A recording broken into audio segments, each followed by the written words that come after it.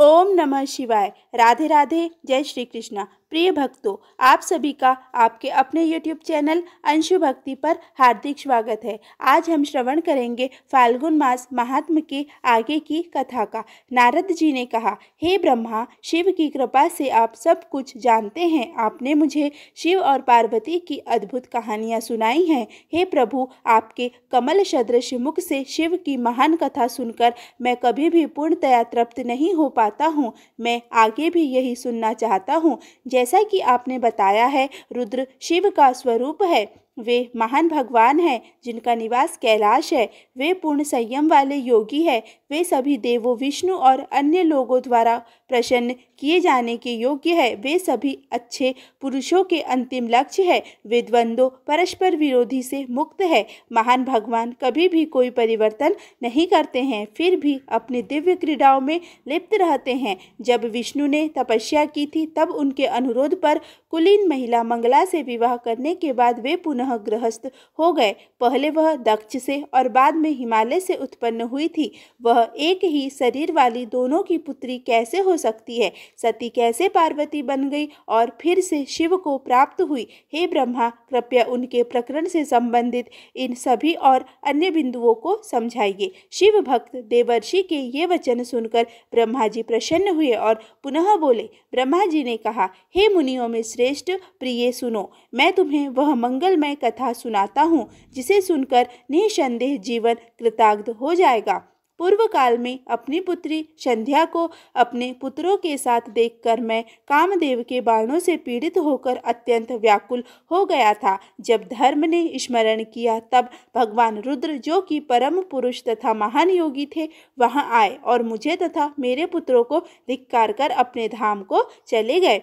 मैंने भगवान शिव के प्रति गंभीर अपराध किया था, जिनकी माया से वेदों का पाठ करने वाला होने पर भी मुझे महान मोह का शिकार होना पड़ा था। भगवान के प्रति ईर्ष्या की भावना से प्रेरित होकर मैंने अपने पुत्रों के साथ मिलकर भगवान को ही धोखा देने के उपाय खोजने की साजिश रची। यहाँ भी मैं शिव की माया से मोहित हो गया। हे महामुने, महाप्रभु, शिव जी के कारण मेरे और मेरे पुत्रों द्वारा अपनाए गए सभी मार्ग और साधन निष्फल हो गए। जब मेरी युक्ति विफल हो गई, तब मैंने अपने पुत्रों के साथ लक्ष्मीपति भगवान विष्णु का स्मरण किया। शिव भक्त बुद्धिमान भगवान विष्णु वहां आए और उन्होंने मुझे परामर्श दिया।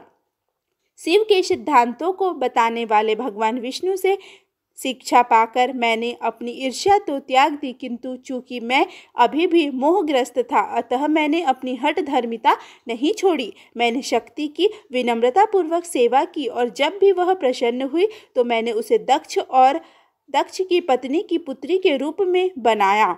दक्ष, तुम्हें याद है, मेरा पुत्र था। यह मेरा प्रयास था कि मैं हर को उस पर मोहित कर सकूं। देवी उमा दक्ष की पुत्री बनी, घोर तपस्या की और अपनी महान भक्ति के कारण रुद्र की पत्नी बनी। देवी वास्तव में अपने भक्तों की कल्याणकारी है। उमा के साथ रहकर रुद्र गृहस्थ हुए और क्रीड़ा करने लगे। अविनाशी बुद्धि वाले रुद्र ने विवाह के समय भी मुझे मोह लिया। स्वतंत्र राजा ने अपना शरीर धारण करके उससे विवाह किया और अपने पहाड़ पर लौट आया। उसके साथ उसने खूब मौज मस्ती की और बहुतों को धोखा दिया। हे मुने, शिवजी ने समस्त दुष्ट प्रवृत्तियों से मुक्त होकर उसके साथ उत्तम क्रीड़ा करते हुए बहुत समय सुख पूर्वक व्यतीत किया। तब दक्ष और रुद्र में प्रतिद्वंद्विता उत्पन्न हो गई। दक्ष शिव की माया से अत्यधिक मोहित हो गया और अत्यंत अभिमानी होकर उसने समस्त भ्रष्ट भावनाओं से मुक्त शांत शिव की निंदा की। तब अभिमानी दक्ष ने शिव जी के बिना ही यज्ञ किया। यद्यपि उन्होंने विष्णु, मुझे और अन्य सभी देवी देवताओं को आमंत्रित किया था, वह मोह में था, इसलिए वह बहुत क्रोधित था। इसलिए उसने रुद्र और अपनी पुत्री सती को आमंत्रित नहीं किया। वह अपने भाग्य से बहुत भ्रमित था। जब मोह से मोहित हुए उनके पिता ने उन्हें आमंत्रित नहीं किया, तो पूर्ण ज्ञानी और शुद्धतम सती शिव जी के दिव्य क्रीड़ा की। यद्यपि उसके अभिमानी पिता ने उसे आमंत्रित नहीं किया था, फिर भी वह शिव जी की अनिच्छा पूर्वक अनुमति प्राप्त करके अपने पिता के घर गई। रुद्र का कोई भाग न देखकर तथा अपने पिता द्वारा अपमानित होकर उसने वहां उपस्थित सभी लोगों को धिक्कारा और अपना शरीर त्याग दिया। यह सुनकर भगवान शिव अश्रद्ध क्रोधित हो गए और अपनी जटाओं को खींचकर उन्होंने वीरभद्र को उत्पन्न किया। जब उसे अपने अनुचरों सहित उत्पन्न किया गया तो उसने पूछना शुरू किया, मुझे क्या करना चाहिए। दक्ष के यज्ञ का संपूर्ण विनाश तथा वहां उपस्थित प्रत्येक व्यक्ति का अपमान शिव द्वारा दिया गया आदेश था। आदेश मिलते ही गणों के स्वामी वीरभद्र अपने सैनिकों के साथ उस स्थान पर पहुंचे। उन्होंने वहां बहुत उत्पात मचाया। वीरभद्र ने सभी को दंडित किया, किसी को नहीं छोड़ा। गणों के प्रधान को कठिन प्रयास से विष्णु और देवताओं को पराजित करने के बाद दक्ष का सिर काट दिया और उसे यज्ञ की अग्नि में डाल दिया। उसने बहुत विनाश किया और यज्ञ को नष्ट कर दिया। फिर वह पर्वत पर वापस आया और भगवान शिव को प्रणाम किया। समस्त देवलोक के देखते देखते रुद्र के अनुयायियों वीरभद्र आदि ने यज्ञ का विध्वंस कर दिया। हे ऋषिवर, वेदों और स्मृतियों में जो नीति अपनाई गई है उसके अनुरूप यह नीति है जिसका आपको ध्यान रखना चाहिए। जब भगवान रुद्र क्रोधित होते हैं तो संसार में सुख कैसे हो सकता है। उनकी प्रशंसापूर्ण स्तुति सुनकर रुद्र को दया आ गई। उस दुखी व्यक्ति के प्रति अनुकूल भाव रखते हुए उन्होंने उनकी प्रार्थना स्वीकार कर ली। भगवान शिव अनेक प्रकार की दिव्य क्रीडाओं में लीन होकर पहले की भांति दयालु और सहानुभूतिपूर्ण हो गए। दक्ष को पुनर्जीवित किया गया। दयालु भगवान शिव के आदेश पर संपूर्ण यज्ञ पुनः आरंभ किया गया। उपस्थित सभी लोगों का यथोचित सम्मान किया गया। हे मुनि, उस यज्ञ में रुद्र का सभी देवताओं ने भक्तिपूर्वक सम्मान किया। वे बहुत प्रसन्न हुए। सती के शरीर से उत्पन्न अग्नि की ज्वाला समस्त जगत को आनंदित करती हुई उस पर्वत पर गिरी और उसकी विधिवत पूजा हुई। देवी ज्वालामुखी नाम से प्रसिद्ध हुई, जो मनवांछित फल देने वाली थी। उनके दर्शन मात्र से ही सारे पाप नष्ट हो जाते हैं। आज भी सभी कामनाओं की पूर्ति के लिए विधि पूर्वक उनकी पूजा की जाती है। देवी सती हिमालय की पुत्री बनी और पार्वती नाम से प्रसिद्ध हुई। उसने कठोर तपस्या से भगवान शिव को प्रसन्न किया और उन्हें पति रूप में प्राप्त किया। हे महर्षि, आपने मुझसे जो कुछ पूछा था वह सब मैंने आपको सुना दिया है। जो इस कथा को सुनेगा वह निसंदेह सभी पापों से मुक्त हो जाएगा। सूत जी ने कहा, हे नैमिष वन के निवासियों, उनके वचन सुनकर श्रेष्ठ मुनि ने उनसे पापों का नाश करने वाली और भी कथाएं मांगी। नारद जी ने कहा, हे ब्रह्मा, हे महान स्वामी, आपके मुख कमल से शिव की मंगलमयी कथा निरंतर सुनने पर भी मेरी तृप्ति नहीं होती। हे ब्राह्मण, कृपया भगवान शिव की मंगलमय कथा पूर्ण रूप से कहिए। मैं वह कथा सुनना चाहता हूँ जिसमें सती का गुणगान किया गया हो। दक्ष की पत्नी से शुभ सती का जन्म कैसे हुआ? शिवजी उनसे विवाह करने के लिए कैसे इच्छुक हुए? दक्ष से क्रोधित होकर उसने किस प्रकार अपना शरीर त्याग दिया था? वह हिमालय की पुत्री के रूप में कैसे जन्मी और किस प्रकार पुनः स्वर्ग पहुंची? उनकी कठोर तपस्या कैसे संपन्न हुई? उनका विवाह कैसे हुआ? कैसे उन्हें शिव का आधा शरीर प्राप्त हुआ? हे बुद्धिमान, कृपया इन सब बातों को विस्तार से बताइए। मेरे संदेहों को दूर करने वाला कोई दूसरा नहीं है। आपके समान कोई कभी नहीं होगा। ब्रह्मा जी ने कहा, हे मुनि, सती और शिव की मंगलमय महिमा को ध्यान पूर्वक सुनो। यह अत्यंत पवित्र, दिव्य और सभी रहस्यों में महानतम रहस्य है। हे मुने, दूसरों की सहायता करने वाले महान भक्त भगवान विष्णु के अनुरोध पर शिव ने उन्हें यह बात पहले कही थी। हे महामुने, मैंने बुद्धिमान और शिव भक्तों में श्रेष्ठ विष्णु से पूछा और उन्होंने प्रेम पूर्वक मुझे सब कुछ बता दिया। इसीलिए मैं यह प्राचीन कथा कहूँगा जो समस्त मनोकामनाओं को पूर्ण करने वाली है, क्योंकि इसमें सती और शिव की महिमा है। मूलतः जब शिव शक्ति से पृथक थे और केवल शुद्ध चेतना थे, तब वे निर्गुण, विकल्पों से मुक्त, स्वरूप से रहित तथा अस्तित्व और असत्य से परे थे। महानतम और अपरिवर्तनशील स्वरूप वाले वे भगवान जब शक्ति के साथ संयुक्त हुए तो अनेक गुणों से युक्त हो गए, विशिष्ट रूप और दिव्य लक्षण वाले हो गए। हे ब्राह्मण, उनके साथ उमा भी थी। हे महामुने, उनके बाएं भाग से विष्णु उत्पन्न हुए और मैं ब्रह्मा उनके दाहिने भाग से उत्पन्न हुआ। हे महामुने, उनके हृदय से रुद्र उत्पन्न हुआ। मैं सृष्टिकर्ता ब्रह्मा बन गया, विष्णु पालन का कारण बन गए, रुद्र प्रलय के रचयिता बन गए। इस प्रकार सदाशिव ने स्वयं को 3 रूपों में बांट दिया। उन्हीं की आराधना करके मैंने समस्त लोकों के पितामह ब्रह्मा ने देव, असुर, मनुष्य आदि समस्त प्रजा की सृष्टि आरंभ की। प्रजापालकों, प्रजापतियों, दक्ष तथा अन्य देवताओं को उत्पन्न करने के पश्चात मैंने स्वयं को अन्यों से श्रेष्ठ माना और प्रसन्न हुआ। हे ऋषि, जब मैंने मरीचि, अत्रि, पुलह, पुलत्स्य, अग्निरस, अंगिरस, क्रतु, वशिष्ठ, नारद, दक्ष और भृगु नामक अपने मानस पुत्रों को उत्पन्न किया, तब मेरे मन में एक सुंदर रूप वाली स्त्री उत्पन्न हुई। उन्हें संध्या, दिवांगच्छता, साय संध्या और जयंती का नाम से पुकारा जाता था।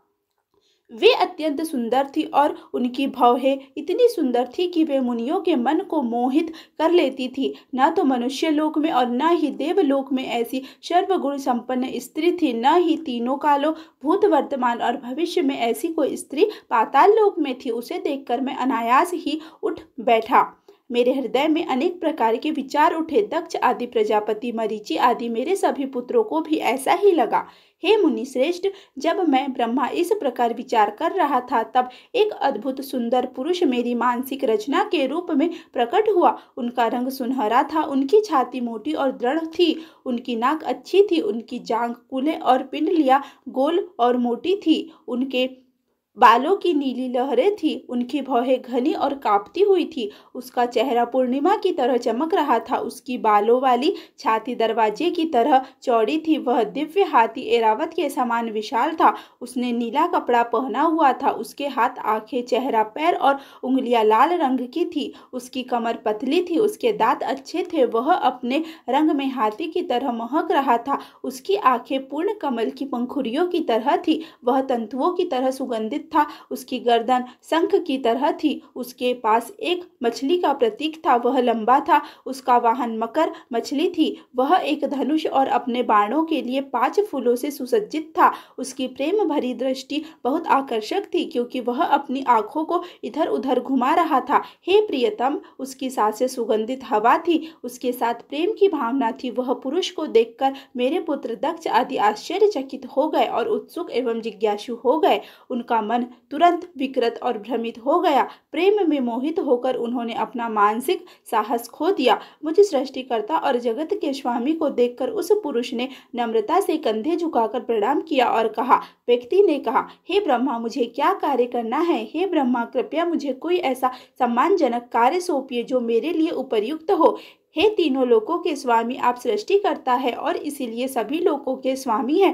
कृपया मुझे बताइए, मेरे लिए सम्मानजनक और उपयुक्त स्थान कौन सा है? मेरी पत्नी कौन होगी? सूत जी ने कहा। उस महापुरुष कामदेव के वचन सुनकर सृष्टिकर्ता ने कुछ देर तक आश्चर्य में पड़कर कुछ नहीं कहा। फिर मन को स्थिर करके तथा आश्चर्यचकित दृष्टि को हटाकर कामदेव के वश में हुए ब्रह्मा जी ने उस पुरुष से इस प्रकार कहा। ब्रह्मा जी ने कहा, इस रूप में तथा अपने 5 पुष्प बाणों से आप पुरुषों और स्त्रियों को मोहित कर सकते हैं तथा सृष्टि का शाश्वत कार्य कर सकते हैं। इस ब्रह्मांड में 3 लोक, चर तथा अचर प्राणी हैं। देवताओं सहित कोई भी प्राणी आपकी अवहेलना करने में समर्थ नहीं है। हे नरश्रेष्ठ, सामान्य जीवों की तो बात ही क्या, मैं ब्रह्मा, वासुदेव तथा शिव भी तुम्हारे वश में हो जाऊंगा। आप अदृश्य रूप से जीवित प्राणियों के हृदय में प्रवेश करते हैं, आनंद की रोमांचकारी भावनाएं जगाते हैं और सृजन की ऐसी गतिविधियां चलाते हैं जो सदा चलती रहती है। सभी जीवों के मन आपके 5 पुष्प बाणों का सहज लक्ष्य बन जाएंगे, आप उनके उल्लास का कारण बनेंगे। इस प्रकार मैंने तुम्हें सृष्टि की रचना करने का कार्य सौंपा है। मेरे ये पुत्र तुम्हें नाम और उपाधियां देंगे। ब्रह्मा ने कहा, हे देवश्रेष्ठ, यह कहकर तथा अपने पुत्रों की ओर अर्थपूर्ण दृष्टि डालकर मैं तुरंत अपने कमल आसन पर आसीन हो गया।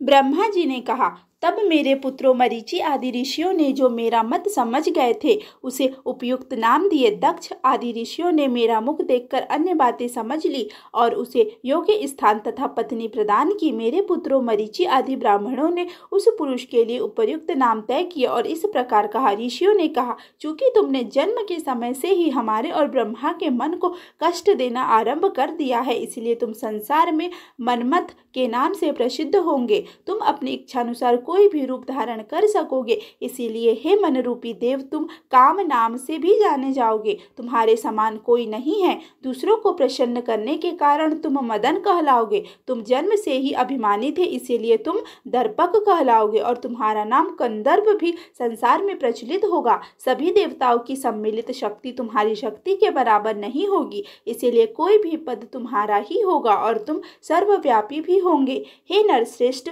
यहाँ प्रथम प्रजापति दक्ष तुम्हें तुम्हारी इच्छा अनुसार योग्य पत्नी प्रदान करेंगे। ब्रह्मा के मन से उत्पन्न हुई यह सुंदर आकृति वाली कन्या संसार में संध्या नाम से प्रसिद्ध होगी। चूंकि वह ब्रह्मा के गहन चिंतन के समय उत्पन्न हुई थी, इसीलिए वह सुंदर आकृति वाली स्त्री संध्या के नाम से प्रसिद्ध होगी। वह चमेली के फूल के समान चमकदार होगी। ब्रह्मा ने कहा, अपने 5 पुष्प बाण लेकर कामदेव ने अदृश्य रूप से रहते हुए अपना भावी मार्ग तय किया। उनके 5 बाण क्रमशः हर्षण प्रसन्न करने वाले, रोचन आकर्षित करने वाले, मोहन भ्रमित करने वाले, शोहन मुरझाने वाले और मारण मारने वाले हैं। यहाँ तक कि ऋषिगण भी उनसे भ्रमित और पीड़ित हो सकते हैं। काम के इस प्रकार सोचा, मैं ब्रह्मा द्वारा बताए गए अपने शाश्वत कार्य का आरंभ यही ऋषियों और ब्रह्मा की उपस्थिति में करूंगा। सभी ऋषि और ब्रह्मा यहाँ उपस्थित है, वे मेरे संकल्प और कार्य को देखेंगे। संध्या जिसका उल्लेख ब्रह्मा ने किया था वह भी यहाँ उपस्थित है। वह मेरी मुखवाणी होगी। मैं यहाँ अपनी शक्ति का परीक्षण करूंगा और उसके बाद ही अन्यत्र अपना कार्य करूंगा। इस प्रकार विचार करके तथा आगे का कार्य निश्चित करके कामदेव ने पुष्प बाण तैयार कर लिए। धनुर्धरों में श्रेष्ठ कामदेव आलीड़ की मुद्रा में निशानेबाजी की मुद्रा, जिसमें दाहिना घुटना आगे की ओर तथा बायां पैर पीछे की ओर मुड़ा हुआ होता है, स्थिर खड़े थे।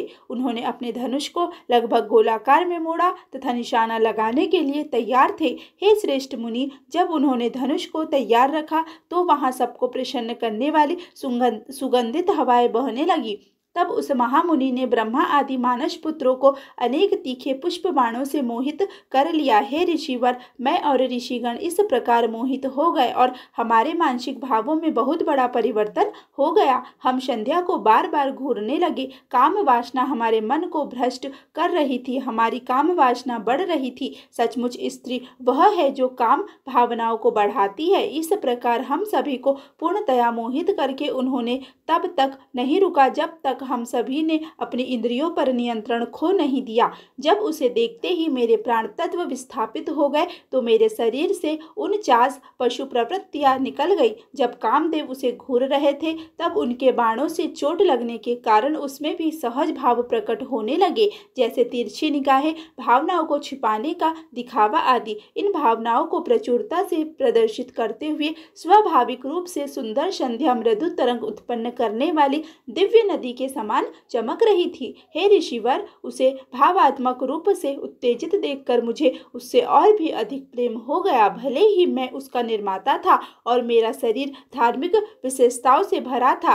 हे ब्राह्मण श्रेष्ठ, मरीचि, अत्रि, दक्ष आदि सभी ऋषिगण इंद्रिय उत्तेजना की अवस्था को प्राप्त हुए। मुझे दक्ष, मरीचि आदि को ऐसी स्थिति में देखकर तथा संध्या को अपने कार्यों में व्यस्त देखकर मदन ने अपना ध्यान अपने कार्यों पर ही केंद्रित कर दिया।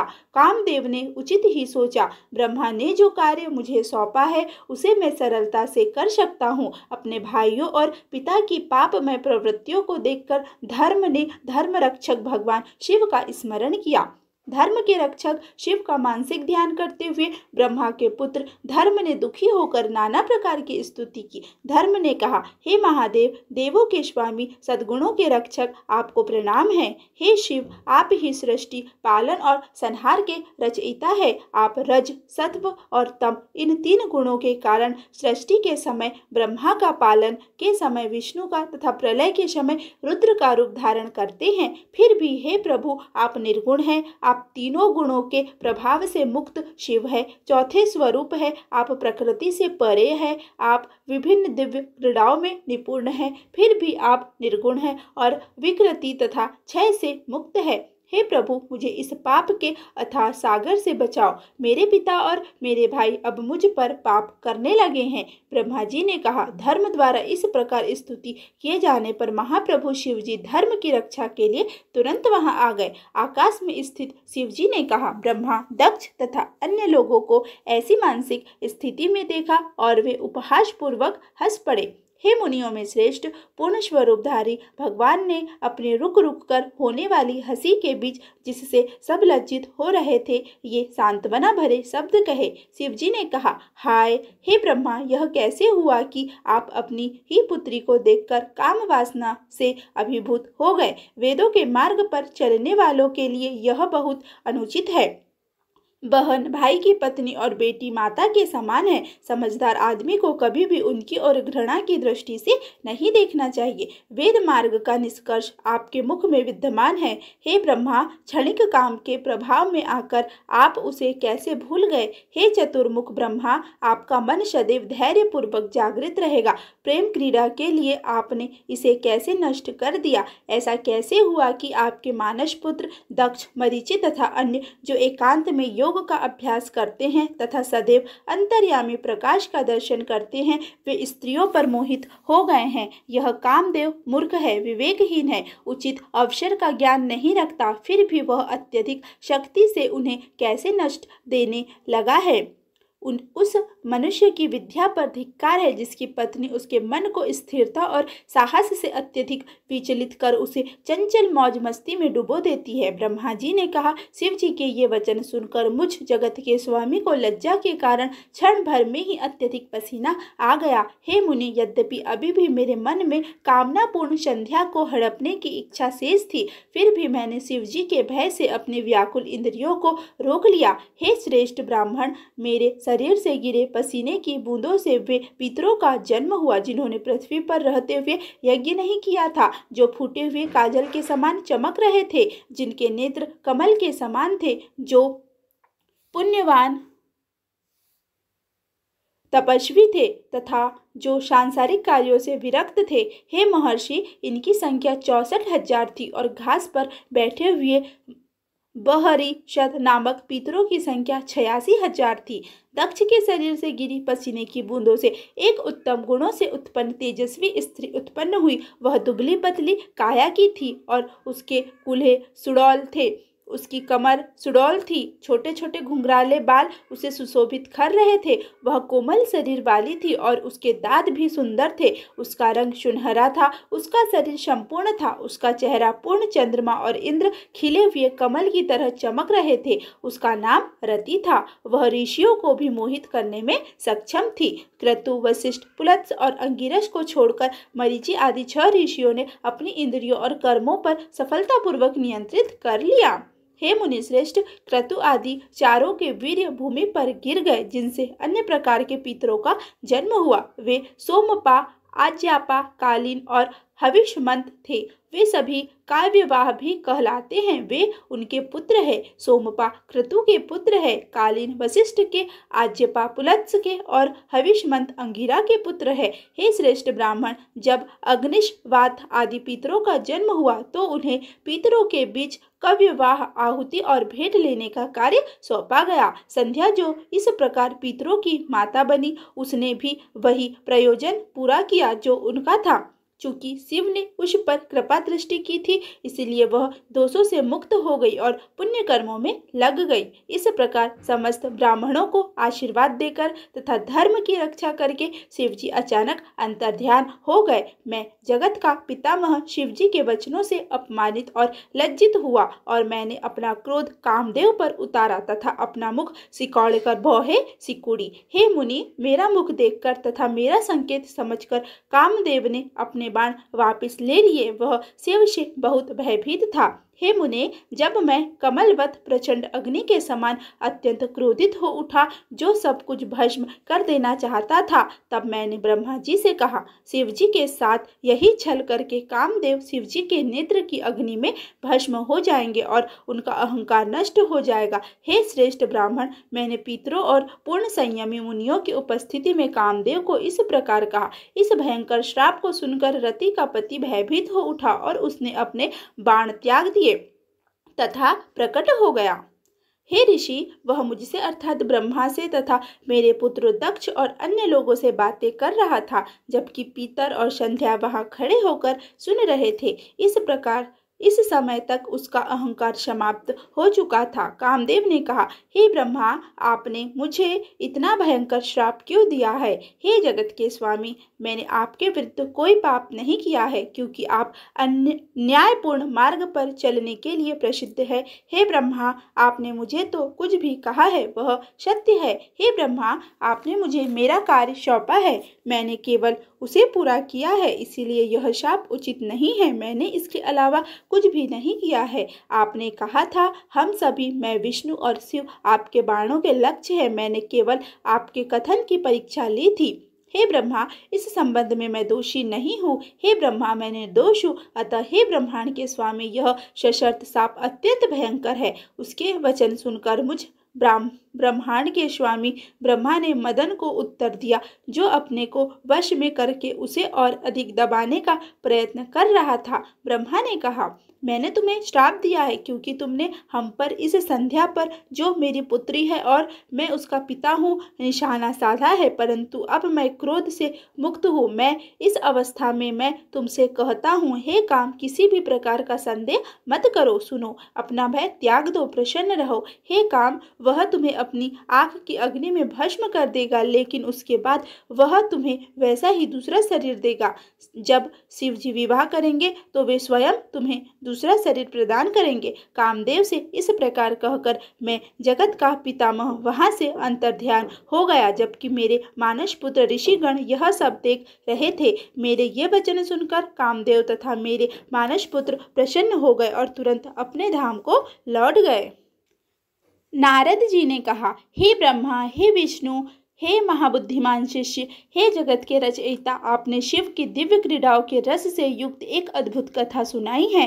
हे प्रिय, उसके बाद क्या हुआ, कृपया मुझे बताओ। मैं शिव के जीवन पर आधारित कथा पर ध्यान केंद्रित कर रहा हूँ। ब्रह्मा जी ने कहा, जब शिव जी अपने धाम को लौट गए और मैं ब्रह्मा जी अदृश्य हो गए, तब दक्ष को मेरे शब्द याद आ गए और वे कामदेव से बोले। दक्ष ने कहा, हे कामदेव, वह कन्या मेरे शरीर से उत्पन्न हुई है, वह सुंदरता और गुणों से युक्त है। यह तुम्हारे लिए बहुत उपयुक्त है, इसे अपनी पत्नी बना लो। यह शक्तिशाली लड़की सदैव आपके धार्मिक नियंत्रण में रहेगी और जब तक आप चाहे तब तक आपकी निरंतर साथी रहेगी। ब्रह्मा जी ने कहा। ऐसा कहकर उन्होंने अपने पसीने से उत्पन्न हुई कन्या को रति नाम देकर उसे उनके समक्ष प्रस्तुत किया। हे नारद, मुनियों को भी मोहित करने वाली सुंदरी दक्ष पुत्री से विवाह करके कामदेव को बहुत आनंद हुआ।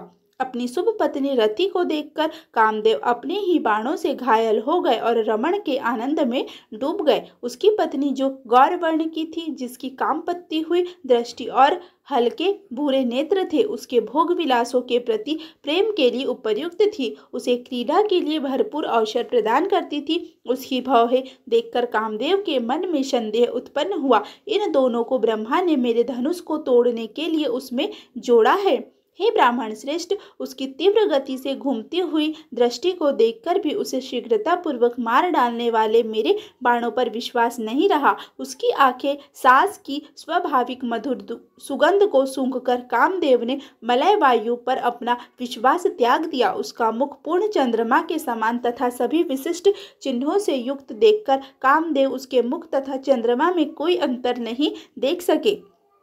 उसके स्तन सुनहरे कमल की कलियों के समान थे, जिनके निप्पल मधुमक्खियों के समान चमक रहे थे। निश्चय ही कामदेव ने मधुमक्खियों के गुंजन के बीच अपने पुष्पमय धनुष की डोरी को एक ओर रख दिया था और भूल गए थे, क्योंकि उनकी आंखें उस शुभ हार पर लगी हुई थी जिसमें मोर की पूंछ के छेद थे, जो उसके दृढ़ उभरे हुए मोटे स्तनों से होते हुए नाभि तक लटक रहा था। उसकी गहरी नाभि के चारों ओर उसकी त्वचा को ढकती उसकी आंखें लाल बेर की तरह चमक रही थी। वह सुंदर पतली कमर वाली स्वाभाविक सुनहरे रंग वाली स्त्री कामदेव को सुनहरे पंच के समान प्रतीत हुई। कामदेव ने उसकी आंखें जांघों को देखा, जो केले के ठूंठ के समान थी, मानो वे उसकी भाला हो। उसके पैरों की एड़ियां, सिरे और बगले लाल रंग की थी। उसके साथ वह कामदेव की सहचरी लग रही थी। उसके लाल हाथ किंचुक पुष्प के समान नख और सुडोल पतली अंगुलियों वाले अत्यंत सुंदर थे। उसकी भुजाएं कमल के डंठल की तरह सुंदर थी। वे चमकदार और मुलायम थी। वे मूंगे की तरह थी जो चमक की किरणें बिखेर रही थी। उसके चमकीले बाल नीले बादल और चमारी हिरन की रोएदार पूंछ के समान थे। काम की पत्नी ऐसी ही चमकती थी जिस प्रकार भगवान शिव ने बर्फीले पर्वत से निकलती हुई गंगा को स्वीकार किया था, उसी प्रकार कामदेव ने उनसे विवाह किया। उनके हाथ में चक्र और कमल था। उनकी भुजाएं कमल के डंठल के समान सुंदर थी। उनकी आंखों में धनुष की लहरें थी। उनकी आंखें कोमल ज्वार की तरह ऊपर नीचे उठती थी। उनकी आंखें नीले कमल के समान थी। उनके शरीर पर घुंघराले बाल नदी में उगी हुई काई के समान थे। वह वृक्ष की तरह विस्तृत मन से चमक रही थी। उनकी गहरी नाभि गहरे भंवर के समान थी। इस प्रकार रति अपने सुंदर शरीर से चमक रही थी। वास्तव में वे रमा देवी लक्ष्मी की तरह सौंदर्य की साक्षात अधिष्ठान प्रतीत हो रही थी। उसके पास 12 प्रकार के आभूषण थे। वह 16 प्रकार के कामुक हाव भाव में निपुण थी। वह पूरी दुनिया को मोहित करने में सक्षम थी। उसने 10 दिशाओं को प्रकाशित कर रखा था। रति को इस प्रकार देखकर कामदेव ने उसे उसी प्रकार स्वीकार कर लिया जैसे विष्णु ने प्रेम पूर्वक अपने पास आई हुई लक्ष्मी को स्वीकार कर लिया था। अपने हर्ष के चरम पर मोहग्रस्त कामदेव ब्रह्मा के भयंकर श्राप को भूल गए, अतः उन्हें दक्ष से इसका उल्लेख करने का कोई अवसर नहीं मिला। हे प्रिय, जब सबका आनंद बढ़ाने वाला महान उत्सव आरंभ हुआ तो मेरा पुत्र दक्ष अन्य सब से अधिक प्रसन्न हुआ। वह आनंदित हुआ। सुख की पराकाष्ठा पर पहुंचकर कामदेव ने सोचा कि अब सभी दुख समाप्त हो गए हैं। दक्ष की पुत्री रति कामदेव को पति रूप में पाकर बहुत प्रसन्न हुई। मधुर वाणी वाले कामदेव उसके साथ ऐसे आनंदित हुए जैसे सूर्यास्त के समय बादल चमकती हुई बिजली से मिलकर आनंदित होते हैं। इस प्रकार कामदेव ने रति को अपने हृदय से लगा लिया। जैसे योगी ज्ञान से उत्तम पति पाकर रति का मुख चंद्रमा के समान चमक रहा था, जैसे लक्ष्मी हरि को पाकर चमक रही थी। ब्रह्मा जी के इस प्रकार वचन सुनकर मुनि श्रेष्ठ ने प्रसन्न मन से शिव जी का स्मरण किया और प्रसन्नता पूर्वक बोले। नारद जी ने कहा, हे ब्रह्मा, हे विष्णु, हे भाग्यशाली शिष्य, हे बुद्धिमान, आपने चंद्रशिखर वाले भगवान की अद्भुत दिव्य लीलाओं का वर्णन किया है। जब कामदेव विवाह करके अपने धाम चले गए तब आप सब लोग अर्थात प्रजापति दक्ष तथा मानस पुत्र अपने अपने धाम को चले गए। तब ब्रह्मा की पुत्री तथा पितरों की माता संध्या कहाँ चली गई? उसने क्या किया? उसने किससे शादी की? कृपया मुझे सब कुछ बताओ और खास तौर पर संध्या से जुड़ी कहानी बताओ। सूत जी ने कहा, अपने बुद्धिमान पुत्र के ये वचन सुनकर ब्रह्मा जी ने जो वास्तविक स्थिति जानते थे शिव जी को स्मरण किया और कहा। ब्रह्मा जी ने कहा, हे मुनि, संध्या की मंगलमय कथा सुनो जिसे सुनकर स्त्रियां सदैव पतिव्रता हो जाती है। वह संध्या मेरी ही मानसिक रूप से पूर्व जन्म में उत्पन्न पुत्री थी। उसने तपस्या की, अपना शरीर त्याग दिया और अरुंधति के रूप में पुनर्जन्म लिया। वह श्रेष्ठ ऋषि मेधातिथि की बुद्धिमान पुत्री के रूप में जन्मी। ब्रह्मा विष्णु और शिव की आज्ञा से पवित्र अनुष्ठान संपन्न किए तथा प्रशंसनीय अनुष्ठानों के ज्ञाता महापुरुष वशिष्ठ को अपना पति चुना। वह शुभ मुख वाली पतिव्रता स्त्रियों में श्रेष्ठ हो गई तथा सभी से सम्मान और आदर की पात्र बन गई। उसने तपस्या कैसे की, क्यों और कहाँ? उसने अपना शरीर कैसे त्याग दिया और मेधातिथि की पुत्री कैसे बनी? ब्रह्मा विष्णु और शिव ने उसे क्या करने का आदेश दिया और उसने किस प्रकार महान आत्मा वाले वशिष्ठ को पति के रूप में चुना? मैं ये सब बातें सुनने के लिए उत्सुक हूँ। हे पितामह, आप मुझे संध्या की कथा विस्तार पूर्वक सुनाइए। ब्रह्मा जी ने कहा, पूर्व काल में अपनी पुत्री संध्या को देखकर मेरे मन में उसके प्रति प्रेम उत्पन्न हुआ था, जिसे मैंने शिव के भय से त्याग दिया था। कामदेव के बाणों से उत्तेजित होकर संध्या का मन भी विचलित हो गया। यही बात उन महात्मा मुनियों के मन के साथ भी घटित हुई थी जिन्होंने अब तक अपने मन को वश में रखा था। उसने शिव जी के द्वारा मेरे प्रति उपहासपूर्ण शब्दों में कहे गए शब्दों को सुना था। उसे एहसास हो गया था कि ऋषियों के प्रति उसकी मानसिक विकृतियां शालीनता से परे थी। उसने देखा था कि काम की प्रवृत्ति ऋषियों के मोह में परिणत हो जाती थी, इसीलिए संध्या अपने विवाह को लेकर अत्यधिक व्यथित थी। हे ऋषि, तब मैंने कामदेव को श्राप दे दिया। शिवजी वहां से चले गए और मैं भी अदृश्य हो गया। इस प्रकार उसका आधार समाप्त हो गया। तब हे श्रेष्ठ मुनि, संध्या क्रोधित हो गई। तब मेरी पुत्री ने इन सब बातों पर विचार किया और ध्यान किया। हाल की घटनाओं पर विचार करते हुए उन्होंने बड़े धैर्य के साथ सोचा कि स्थिति के अनुरूप क्या होना चाहिए। संध्या ने कहा, मेरे पिता ने जन्म के समय ही मुझे युवा अवस्था में एक स्त्री के रूप में देखकर कामदेव के प्रभाव से मुझ पर काम वासना का भाव रखा। शुद्ध मन वाले माने जाने वाले ऋषियों के मनमानस पुत्री मुझे देखकर रीति रिवाजों को तोड़कर कामातुर हो गए। मेरा मन भी दुष्ट काम के कारण अत्यधिक उत्तेजित हो गया था। फलस्वरूप उन मुनियों को देख कर वह भी अत्यधिक विचलित हो गया। निःसंदेह कामदेव को अपने पाप कर्मों का फल भोगना पड़ा, क्योंकि ब्रह्मा जी क्रोधित हो गए थे और उन्होंने शिव जी की उपस्थिति में ही उसे श्राप दे दिया था। मुझे भी अपने पाप का फल भोगना पड़ेगा। मैंने बहुत बड़ा पाप किया है। मैं चाहता हूँ कि मुझे प्रायश्चित करने का कोई साधन मिले। यह प्रत्यक्ष देखकर कि मुझ में भी काम वासना उत्पन्न हुई है, मेरे भाइयों और पिता में भी वैसी ही कामना उत्पन्न हुई, इसलिए मैं सबसे बड़ा पापी हूँ। उन्हें देखकर मेरे मन में भी अपने पिता और भाइयों के प्रति पति के समान ही अपरंपरागत वासनापूर्ण भावनाएं उत्पन्न हुई। मैं अपने पाप का प्रायश्चित स्वयं करूंगा। वैदिक आदेशों का पालन करते हुए मैं स्वयं को अग्नि में समर्पित करूंगा, लेकिन मैं दुनिया में कई नई मर्यादाएं स्थापित करूंगा। कोई भी व्यक्ति जन्म के समय इतना कामुक नहीं होगा। इस उद्देश्य के लिए मैं कठोर तप करूंगा, फिर नई मर्यादाएं स्थापित करूंगा और उसके बाद इस जीवन का त्याग करूंगा। इस शरीर से कोई प्रयोजन सिद्ध न होगा जिसके प्रति मेरे पिता और भाइयों ने प्रेम रखा है। यह शरीर पुण्य प्राप्ति का साधन नहीं हो सकता, क्योंकि इसी शरीर के द्वारा मेरे पिता और भाइयों में काम व भावना उत्पन्न हुई थी। ऐसा मन में विचार करके संध्या चंद्रभागा पर्वत पर गई, जहाँ से चंद्रभागा नदी बहती है। जब मुझे पता चला कि वह पर्वत पर चली गई है, तब मैंने ब्रह्मा ने अपने पुत्र वशिष्ठ को, जो सर्वज्ञ है, तपस्या के कारण शुद्ध बुद्धि वाले हैं, जिन्होंने आध्यात्मिक ज्ञान प्राप्त कर लिया है, जो मेरे पास बैठे हैं और उन्हें वेदों और वेदांगों में निपुणता प्राप्त कर ली थी, यह बात बताई। हे पुत्र वशिष्ठ, मेरी महान धैर्यवान पुत्री संध्या के पास जाओ। वह तपस्या करने की इच्छुक है, उसे विधि पूर्वक उस विधि में दीक्षित करो। हे महामुने, पहले जब उसने आप सबको और मुझे अपना प्रेमी देखा था तथा अपनी काम वासनाओं को महसूस किया था, तब वह लज्जित हो गई थी। यद्यपि व्यक्त नहीं किया गया है और यद्यपि मूर्त रूप नहीं दिया गया है, फिर भी अपने कार्य को वह अपनी पहली मृत्यु मानती है। अब वह अपने जीवन का अंत करना चाहती है। वह मर्यादाओं और रीति रिवाजों का पालन करने वालों के बीच भी एक सीमा निर्धारित करना चाहती है। वह पतिव्रता स्त्री तपस्या करने के लिए चंद्रभागा पर्वत पर गई है।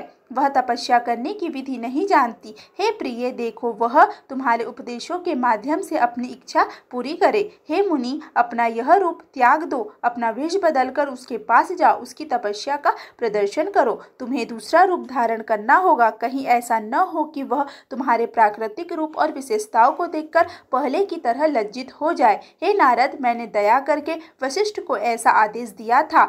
ऋषि ने भी मुझसे कहा ऐसा ही हो और संध्या के पास गए।